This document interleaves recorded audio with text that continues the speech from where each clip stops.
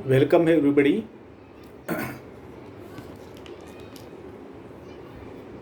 आज मैं आपके सामने पोस्ट कॉलोनियल लिटरेचर ये विषय पर बोलने वाला हूँ। उसके पहले मैं थोड़ा मेरा परिचय देना चाहता हूँ। I am doctor Vithal V Parab, associate professor and head department of English, K मरो college, Kalyan. I am also recognized PhD guide in English, University of Mumbai and University of JJT University, Rajasthan.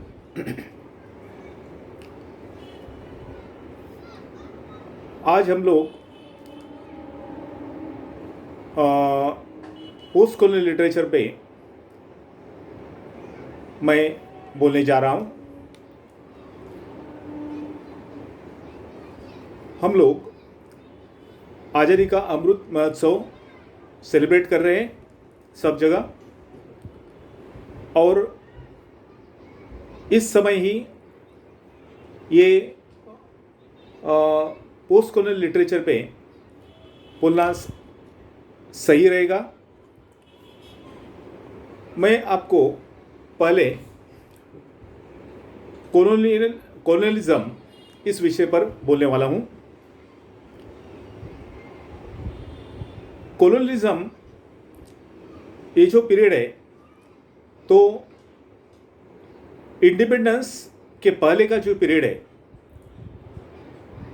1947 के पहले, 15 अगस्त 1947 के पहले का जो period है वो colonial period में आता है। उस समय पेट्रोटिज्म ये मेन थीम रही है। जो भी पोएट्स है, जो कवि है, लेखक है, राइटर्स है, उन्होंने जो भी लिखा है उसका जो बेसिक थीम था वो पेट्रोटिज्म था, देशभक्ति थी।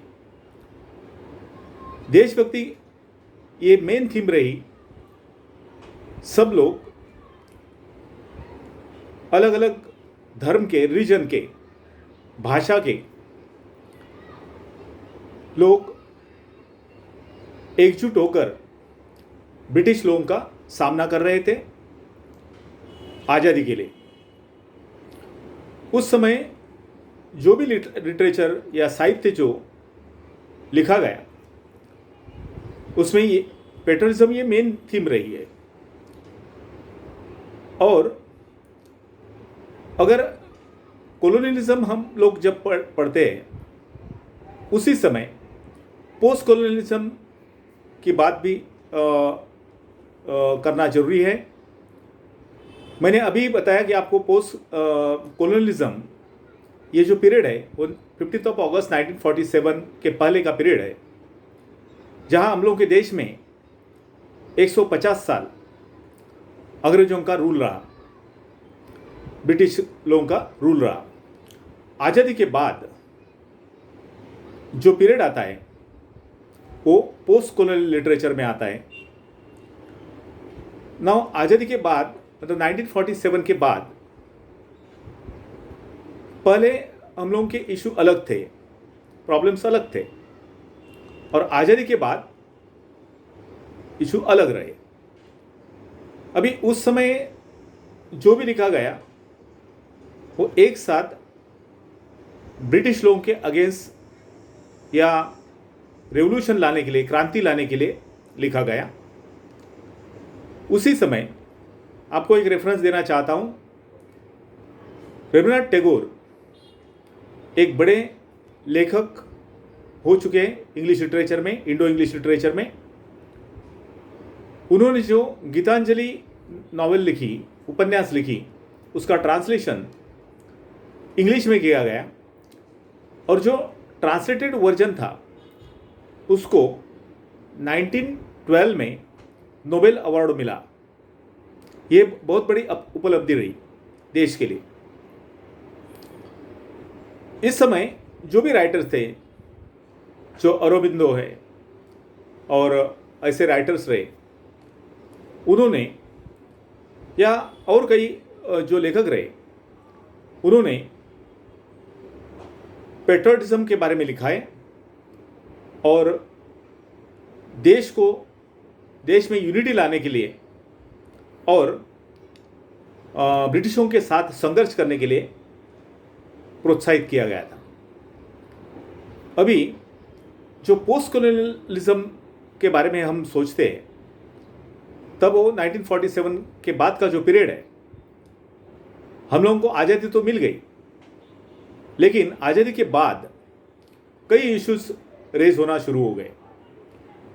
जैसे कि India is multi linguistic multi religious country. India में पहले से ही अनेक धर्म हैं, उसका अनेक भाषा है। जैसे कि हिंदू धर्म में 4 वर्ण हैं और इस तरह से जो जिस कास्ट के लोग, उसको लोअर कास्ट बोल सकते हैं, उन लोगों को जो राइट्स नहीं मिल रहे थे, उन्होंने संघर्ष करना शुरू कर दिया। जो मेन स्ट्रीम लिटरेचर था, जिसमें so called upper caste people या फर्स्ट वर्णा जो ब्राह्मण जो लिखते थे, वो इन्होंने इनके अपनी खुद के प्रॉब्लम्स के लिए वॉइस देने के लिए जो लिटरेचर लिखा, उसको लिटरेचर टू प्रोटेस्ट कहलाया गया। वही दलित लिटरेचर है। जो राइट्स उनके प्रोटेक्ट नहीं हो रहे थे, या वहाँ अनटचेबिलिटी थी और कोई सोशल प्रॉब्लम्स है, सोशल बैकवर्डनेस थी, ये सब इश्यूज थे, तो लिटरेचर एक पर्टिकुलर वर्ण का है या अपर कास्ट वालों का है, ऐसा लगने लगा था। तो उसमें उन्होंने संघर्ष करना शुरू कर दिया और they have used the pen as a weapon to write against this upper caste या वर्ण सिस्टम के बारे में उन्होंने उनके अगेंस्ट लिखना शुरू कर दिया, which is called as a literature to protest in English. इसका मतलब क्या कि संघर्ष करने के लिए, कि अपना राइट्स प्रोटेक्ट करने के लिए, अपना अधिकार पाने के लिए जो लिटरेचर अस्तित्व में आया, उसको लिटरेचर टू प्रोटेस्ट या दलित लिटरेचर कहा गया। अभी ये जब लिटरेचर अस्तित्व में आया, उसी समय दूसरे भी राइटर्स थे। कई राइटर्स ने, जो पोस्ट कॉलोनियल लिटरेचर में जो राइटर्स आते हैं, उन्होंने, जैसे कि सलमान रश्दी है, वोल सोइंका है, जमैका है, गायत्री स्पिवाक है, अफ्रीकन राइटर चिनुआ एचेबे है, ऐसे जो लेखक थे, उन्होंने जो इश्यूज थे, जैसे कि कॉलोनियल पीरियड में केवल ब्रिटिशों के साथ या रूलर्स के साथ, व्हाइट्स के साथ उनके एक्सप्लॉयटेशन के अगेंस्ट संघर्ष रहा। इसके बाद इधर पोस्ट कॉलोनियल लिटरेचर में दलित लिटरेचर एक शामिल हुआ और उसके साथ सोशल इश्यूज और उनके कई प्रॉब्लम्स, रिलीजियस प्रॉब्लम्स, जैसे कि सती ट्रेडिशन है या और कोई डाउरी सिस्टम इन इंडिया, दहेज वगैरह, इसके अगेंस्ट लिखना शुरू किया। इन कॉलोनियल पीरियड में बहुत ऐसी क्रांति हो चुकी थी। कई सोशल वर्कर्स और रिफॉर्म जिसको बोलते हैं हम लोग, जैसे कि राजा राम मोहन राय थे, इन्होंने क्रांति की थी कि ऐसा डिफरेंस नहीं होना चाहिए सोसाइटी में।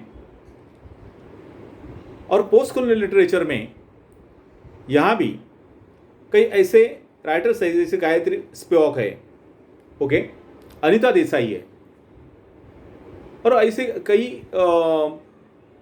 राइटर्स जो विमेन राइटर्स थे, उन्होंने विमेन के प्रॉब्लम्स के बारे में लिखना शुरू कर दिया और उन्होंने महिलाओं के राइट्स प्रोटेक्ट करने के लिए, अधिकार प्रोटेक्ट करने के लिए उन्होंने लिखना शुरू कर दिया और एक feminist literature came to exist. ये फेमिनिज्म, ये टर्म जो अस्तित्व में आई ये पोस्ट कॉलोनियल लिटरेचर में, उसमें इन राइटर्स ने, विमेन राइटर्स ने लिखना तो शुरू किया था, जैसे कि टोनी मॉरिसन है, अफ्रीकन राइटर, उसकी सुलह जो उपन्यास है, नॉवेल है, बहुत पॉपुलर है। उसमें वुमेन्स के प्रॉब्लम के बारे में लिखा है, उनके संघर्ष के प्रॉब्लम के बारे में लिखा है उन्होंने। ऐसे हर जगह, इंडिया हो या अफ्रीका हो, सब जगह लिखना शुरू हुआ और feminism, this term came to exist. अभी ये जब पोस्ट कॉलोनियलिज्म के बारे में हम लोग सोचते हैं, उसी समय, उसके बाद आप लोगों को मालूम है कि Commonwealth countries were form by the masters और the colonizers, okay, once they decided, because ये आज़ादी देना या इंडिपेंडेंस देना ये शुरू हुआ करीब 19th सेंचुरी में एंड में end first half of 20th century, okay. तो ये आज़ादी, जैसे कि अपने इंडिया को जो आज़ादी मिली 15 अगस्त 1947, उसी समय या उसके पहले कई देश आज़ाद हो चुके थे। अभी ऐसे डेमोक्रेटिक कंट्रीज को आज़ादी मिली, कोई भी रूलर अपना कंट्रोल नहीं छोड़ता है।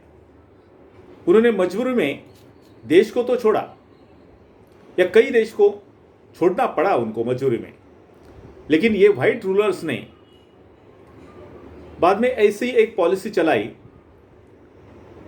कि they have form the 54 countries a union, इसको कॉमनवेल्थ कंट्रीज बोलते हैं। और इस तरह से यूनियन फॉर्म करने के बाद उन्होंने ऐसा ट्रेंड लाया कि हम लोग रूलर थे, हम लोग इनके मास्टर थे, हम लोग एडवांस है। इनकी इमेज जो नेटिव्स है, इंडियंस है, अफ्रीकन्स है, they are just illiterate, they are snake charmers, sadhu, saints, they worship the peepal tree, something like that. They believe on the ghosts, goblins and all. They have the blind faith. और हम लोग white people, they are elite class. We are highly advanced. हम लोग बहुत advance है और ये कमज़ोर है, वीक है, इसलिए हम लोगों का इनके ऊपर रूल जरूरी है। इस तरह का वो जो इम्प्रेशन तैयार किया गया था, वो इम्प्रेशन हम लोगों के जो राइटर्स थे, पोस्ट कॉलोनियल राइटर्स ने, उन्होंने उनके अगेंस्ट लिखना शुरू किया। अगेंस्ट ऐसा नहीं बोल सकते, उन्होंने इंडियन लोगों की जो इमेज है वो क्लीन करना शुरू कर दिया कि we are educated, we have culture, we have the great epics in Hinduism, that is Mahabharata and Ramayana, 4 Vedas, Upanishads are also there. इस तरह से इन लोगों ने कई राइटर्स ने अपनी इमेज बनाना शुरू कर दिया। कई राइटर्स हैं पोस्ट कॉलोनियल लिटरेचर में जिसका नाम ले सकते हैं। ऐसे उन्होंने सोशल प्रॉब्लम्स है, सोशल इश्यूज है, या किसी धर्म में जहाँ इनजस्टिस है, जिसके कारण इनजस्टिस होता है आम आदमी को, इसके अगेंस्ट लिखना भी शुरू कर दिया, उसको वॉइस दे दिया।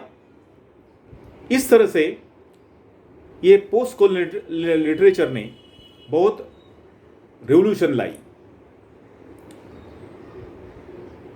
कई ऐसे राइटर्स हैं, सलमान रश्दी के जो नॉवल है Midnights children, he talks about the midnight children, those who are entering here and there, they are hungry, no food, clothing, shelter। तो ऐसे इश्यूज जो है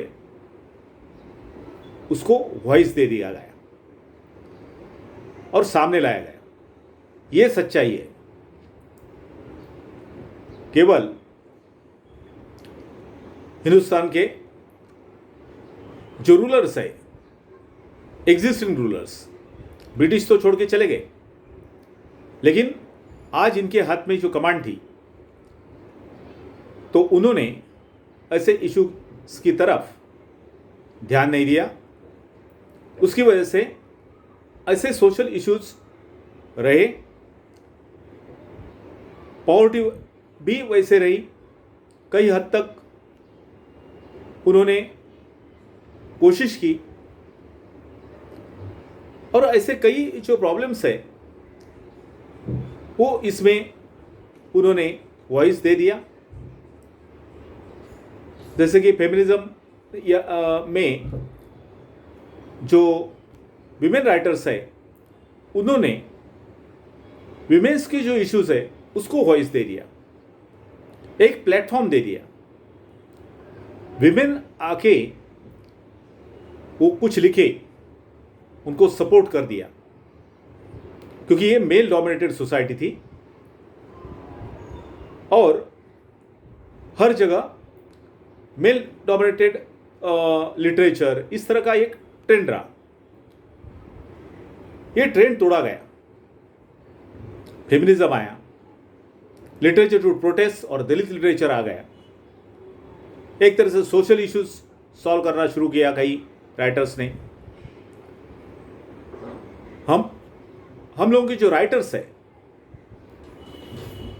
जो जैसे कि R.K. नारायण है, इनका नाम ले सकते हैं, और कई ऐसे राइटर्स जिन्होंने कमला मार्कंडे है, नयनतारा सहगल है, अनीता देसाई है, R.P. झाबवाला है, ऐसे जो राइटर्स है उन्होंने, खुशवंत सिंह है, कई ऐसे राजाराव है, A.S.P. अय्यर है, मुल्कराज आनंद, ऐसे कई इंडोनेशियन राइटर्स है जिन लोगों का जो साहित्य है वो हायर स्टैंडर्ड जिसको बोल सकते हैं, इस तरह के लेवल का लिटरेचर रहा। इन्होंने प्रूव किया कि इंडियन जो राइटर्स है उनके पास इस तरह की क्रिएटिव एबिलिटी है, क्रिएटिव पावर है, जो कवि है, और आपके पीछे तो है ही नहीं, आपके आगे भी रह चुके हैं ऐसे। और हम इंडियन राइटर्स,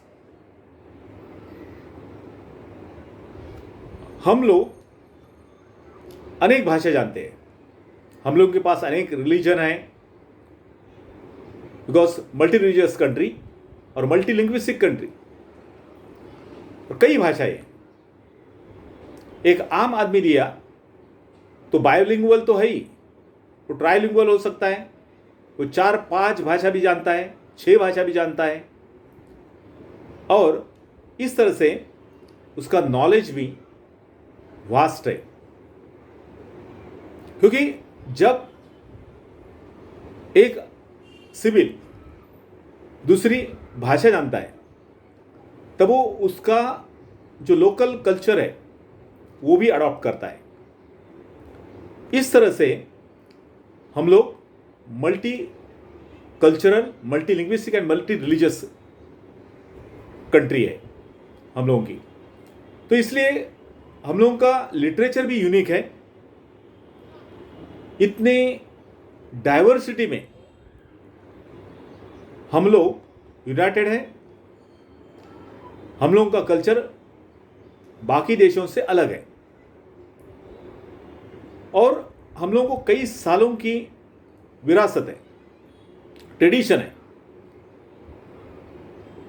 हम लोगों के यहाँ इस तरह के अलग अलग रिलीजन्स है, वो हम लोगों को रास्ता दिखाते हैं। और कई ऐसे इश्यूज भी हो जाते हैं तो भी वो टाइम के अंदर सॉल्व हो जाते हैं। और हम लोग देशभक्त हैं, ये हर राइटर्स ने अपने राइटिंग में प्रूव किया है।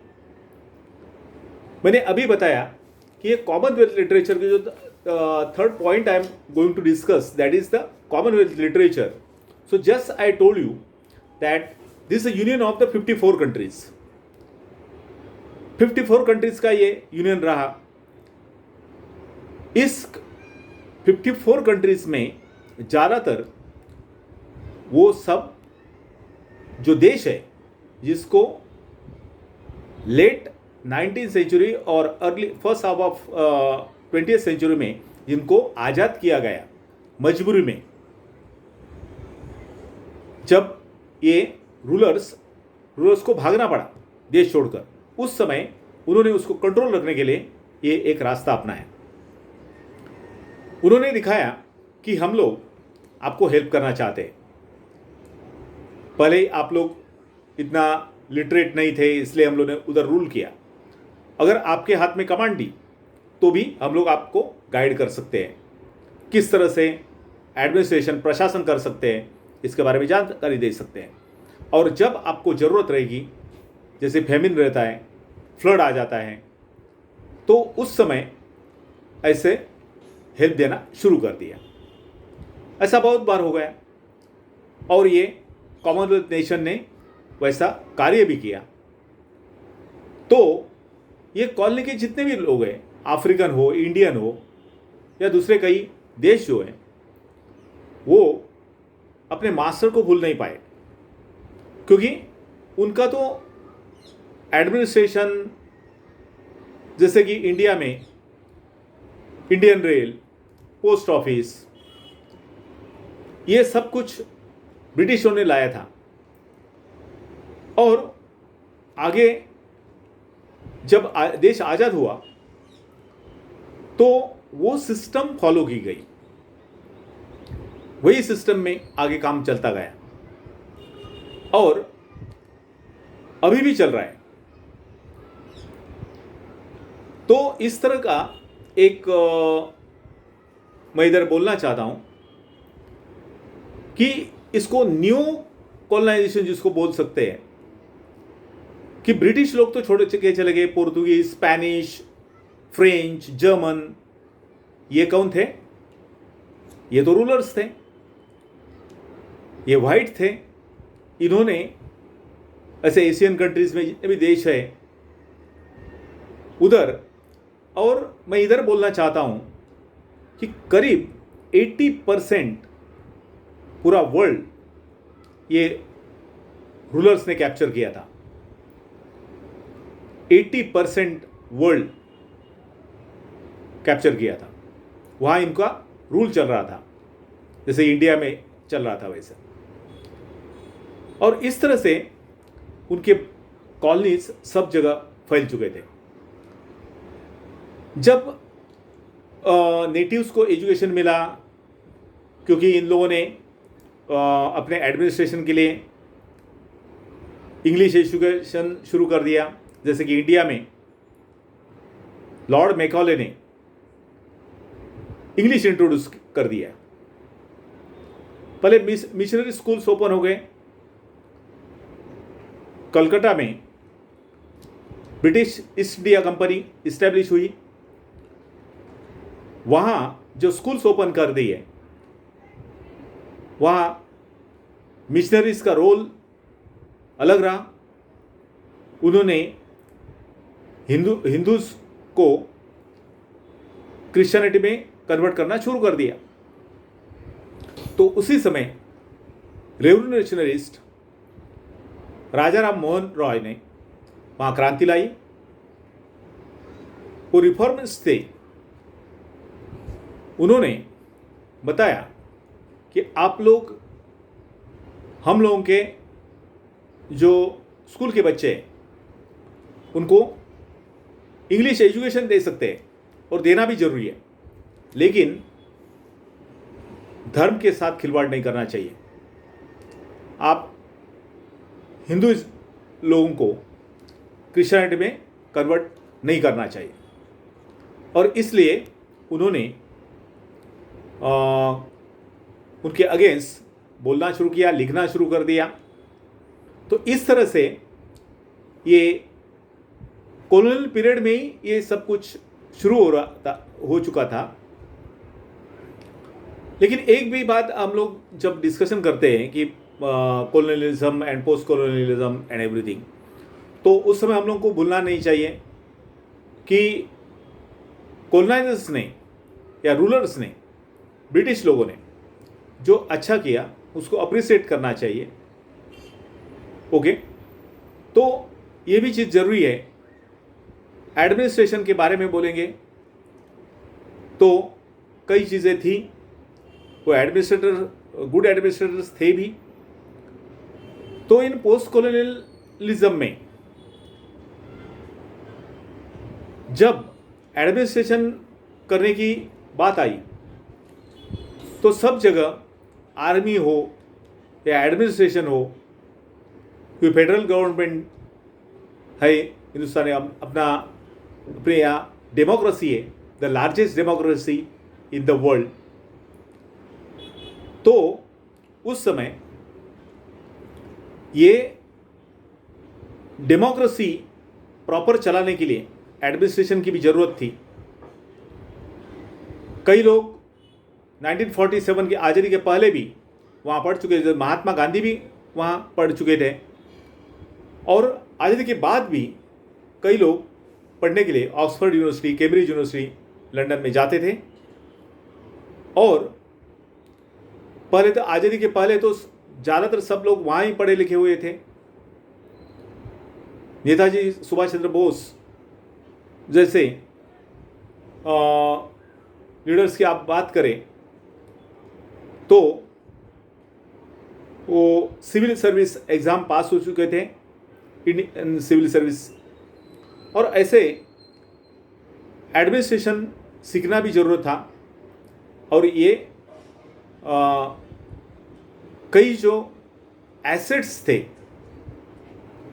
ब्रिटिश एडमिनिस्ट्रेशन के, वो एज इट इज़ अडॉप्ट किए गए। और आज भी हम लोगों के यहाँ IAS, Indian administrative services, Indian police services, IPS, Indian foreign services, ये सब कुछ है। कई रूल्स एज इट इज़ है अपने आर्मी में, नेवी में, हिंदुस्तान के पूरे डिफेंस में। तो ये गलत नहीं है। पोस्ट कॉलोनियलिज्म, ये पोस्ट कॉलोनियल लिटरेचर में हम लोगों ने ऐसे 3 मेजर टर्म्स हम लोगों ने अभी मैंने आपके साथ शेयर किए। वो है लिटरेचर टू प्रोटेस्ट और दलित लिटरेचर, फेमिनिज्म, ये मेन रहा। और जो सोशल इश्यूज थे उसके ऊपर कई राइटर्स ने लिखा।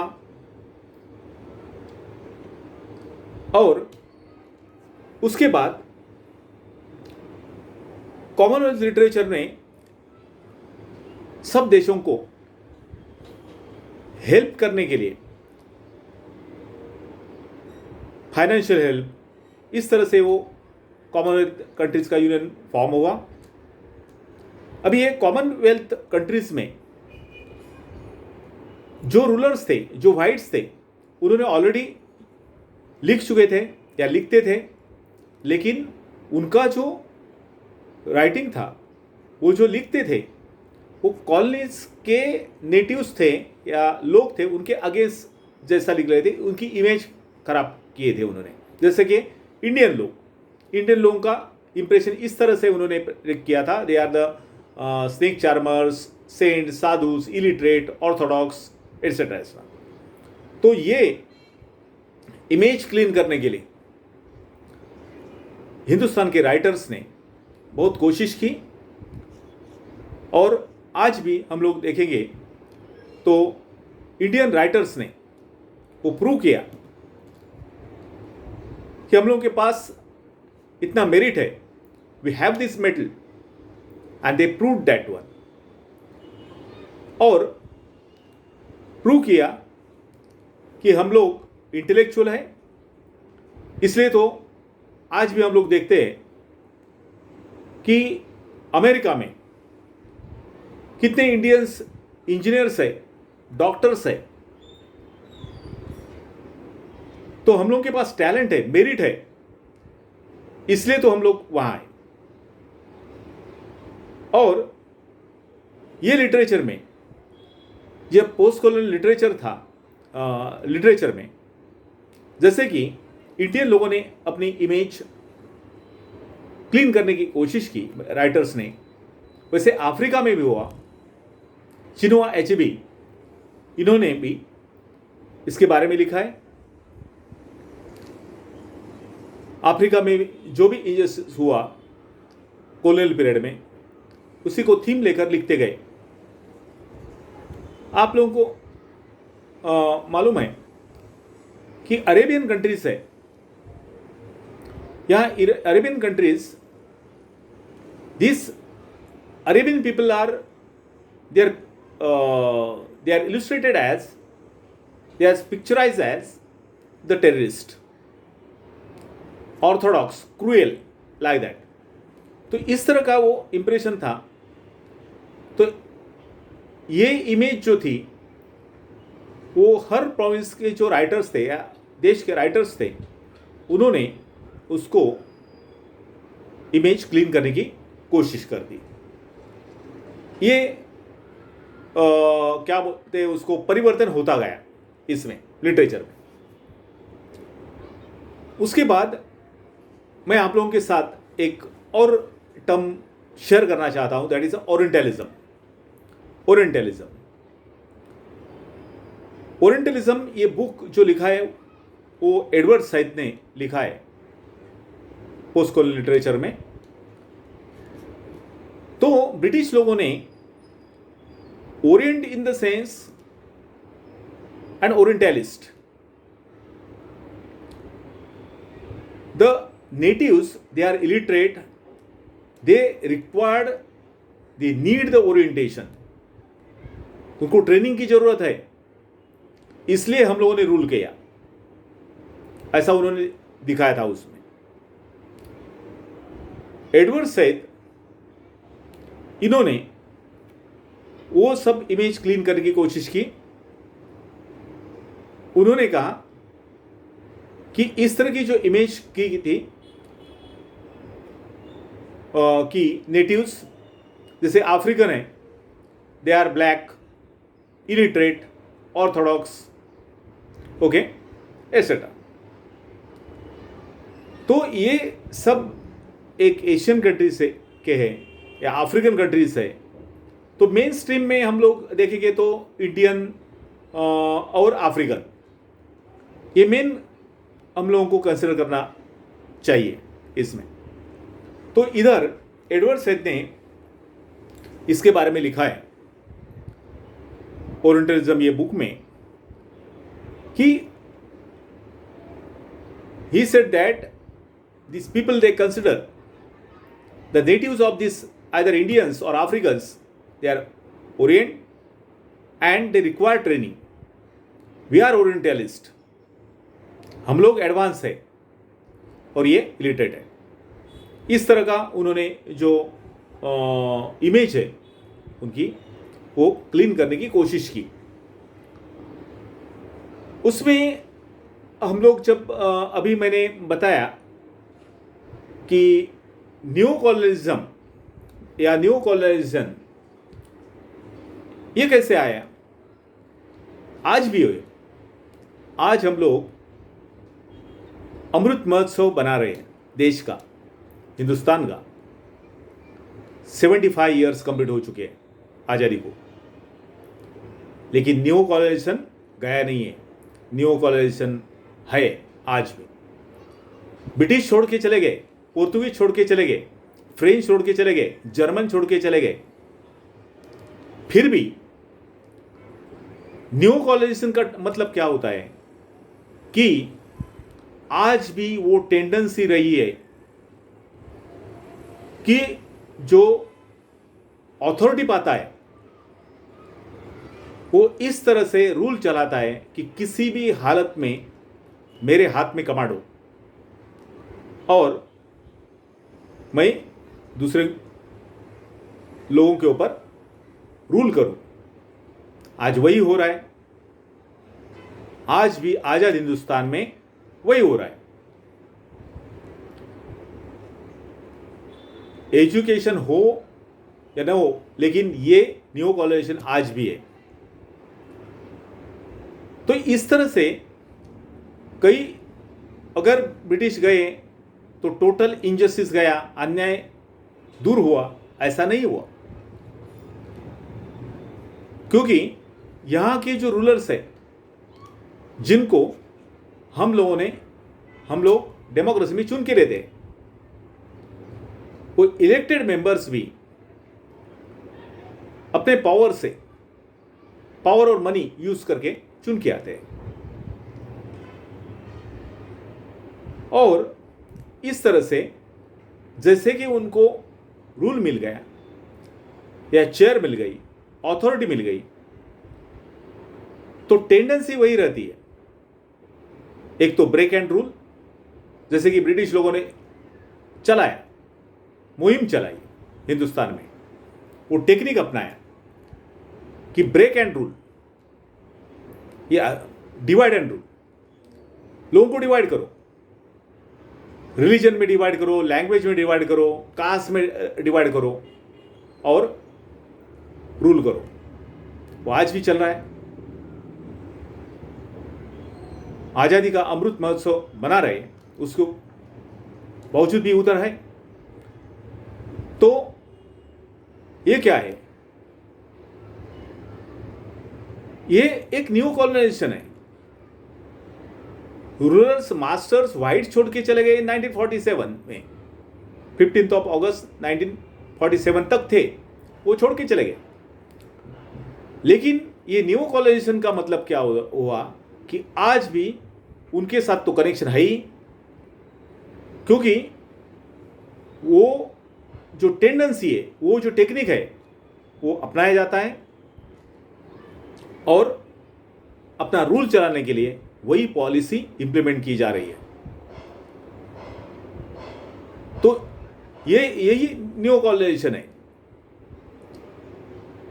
कि इसमें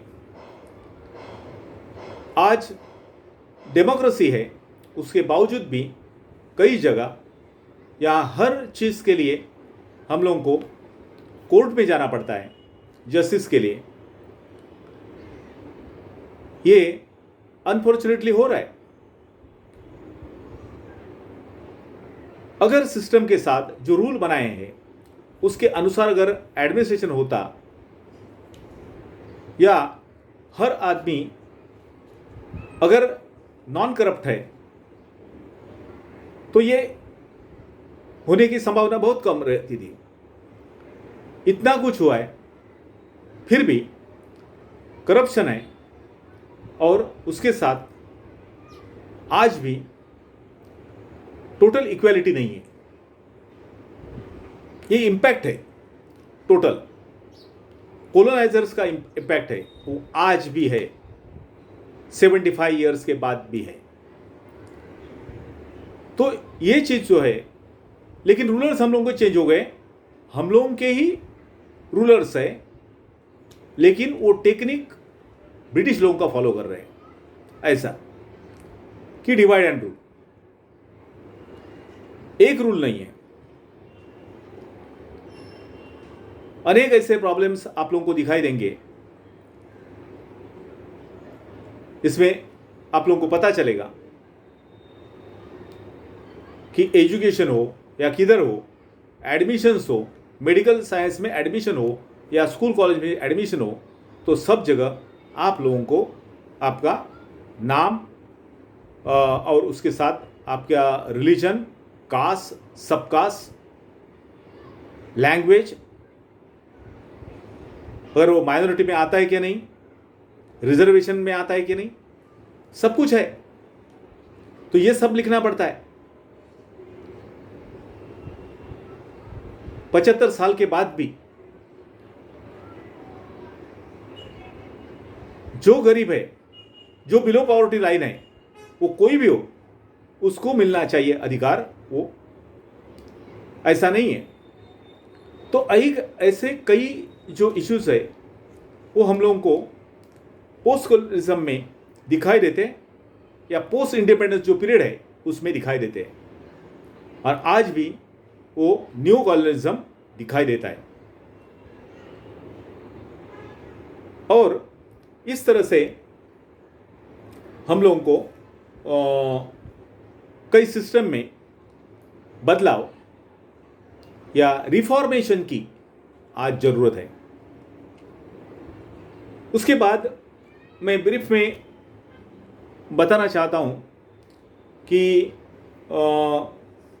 कल्चरल हाइब्रिडिटी है। Cultural hybridity in the sense that when there is a assimilation of different community, their language, their literature. Once they are assimilated, so then cultural hybridity exists in that particular literature. जैसे कि rulers की language है, rulers का literature है, culture है, उसका impact natives पे होता है, और इसलिए ये कल्चरल हाइब्रिडिटी भी हम लोगों को दिखाई देती है लिटरेचर में, पोस्ट कॉलोनियल लिटरेचर में। और कई ऐसे इश्यूज है। मैं इसमें कई एक उपन्यास जो है कि कुंजरू हरि की द इम्प्रेशनिस्ट है, और अरविंद रेड्डिगा की बिटवीन द असैसिनेशंस, ये नॉवेल है। ये सब पोस्ट कॉलोनियल लिटरेचर का पार्ट है। Between the assassination by Arvind Adiga. जब 1984 में our former prime minister Mrs Indira Gandhi was assassinated by 2 Sikhs terrorists, Satwan Singh and Bind Singh, I was in the school at that time. I remember all these things. So he has shown that period between the assassination, 2 assassinations in the Gandhi family. 1984, Mrs. Indira Gandhi was assassinated, and Rajiv Gandhi's assassination. So between the assassination, what happened in this country, that he has elaborately, in proper manner, what happened all over India during this period, that he has shown there. Then I would say poetry, if you'll consider, then Kanda Swami Meena, her poetry, she's from South, जैसे कि Apologies for Living, Advaita, The Ultimate Question, Inheritance, Justices, Mascara, Touch. These are the names of the some poetry. She talks about justice. She talks about the inheritance. traditions, etc., etc. Then property heritage point of view, then touch sensitivity in the society, women's problem, particularly she is talking about the feminism. So, because time doesn't permit me, and therefore I am coming to Dharkar Imtiaz. She is also one of the feminist writer, author. So she, as a poet, her some poems are there. For example, minority, because she belongs to minority community. So she talks about, she has tried to reveal the truth, writing this poetry. Then second poem also there, they will say she must be from another country. Then postcard from God, living space, at the Lahore Karai, choice. These are some poems are there. But basically, in brief, I am telling you that Imtiaz Dharkar, she belongs to minority community, and she talks about the women's problem and what happens when she go abroad. So then she has been sometimes criticized or something. She belongs to so and so community, etc., etc. She talks about that. Then she is talking about women's problems, their issues in her minority community. So she talks about all these things, and in this way, I would say, because time doesn't permit me, so I would say this colonial literature and post-colonial literature. So here you can say first part and second part, like that. In first part, means pre-independence period, we were patriotic and our basic theme was patriotism. We were willing to go against the rulers to overthrow the rule of the Britishers. This movement was started. So all the religions, all the religious community, they were united. In a post-independence where, when the post-colonial literature came to exist, at that time, Britishers, rulers were left this country, but our rulers, those elected members, they followed the system of the Britishers. Sometimes exploitation, so many other problems, they were started, and there were some caste issues, and that grounds the post-colonial literature is having the impact. ये literature पे जो impact हम लोगों को दिखाई देता है कि पोस्ट कॉलोनियल लिटरेचर में, वो वही है. एक तो दलित लिटरेचर का है, मीन्स लिटरेचर टू प्रोटेस्ट. एक तो फेमिनिज्म का है, विमेंस के इश्यूज थे उसके बारे में है, या सोशल इश्यूज है, रिलीजियस इश्यूज है, उसके बारे में लिखा है. और कई ऐसे जो थीम्स है, जो कॉमन थीम्स है, वो राइटर्स तो लिखते गए. तो इस तरह का हम लोग को ये पोस्ट कॉलोनियल लिटरेचर में इम्पैक्ट दिखाई देता है. आज 15 अगस्त है और आपके साथ मेरे विचार पोस्ट कॉलोनियल लिटरेचर और पोस्ट कॉलोनियल लिटरेचर के बारे में आपके साथ शेयर की के. और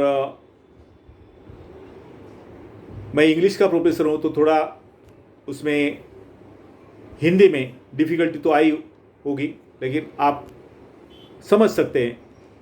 तो इस तरह से मैंने पूरी कोशिश की है कई ब्रीफ में आपको मेरे विचार शेयर करूं. और आज इस अमृत महोत्सव हम लोग आज़ादी का मना रहे हैं, उसकी आपको सब लोगों को शुभकामनाएं देता हूँ। और आज का ये मेरा लेक्चर यहाँ मैं समाप्त करता हूँ। आपको बहुत बहुत बधाई ये पर्व के, ये आज़ादी के अमृत महोत्सव की। और उसके साथ मैं आपसे विदा लेता हूँ। और कभी ऐसा मौका मिला तो और कभी मैं लिटरेचर के बारे में, या मैं लिंग्विस्टिक्स का भी प्रोफेसर हूँ, professor of linguistics and English literature, तो उस समय मैं आपके साथ लेक्चर देने के लिए फिर वापस कभी आपके सामने प्रेजेंट हो जाऊंगा। Thank you so much everybody. नमस्कार। जय हिंद।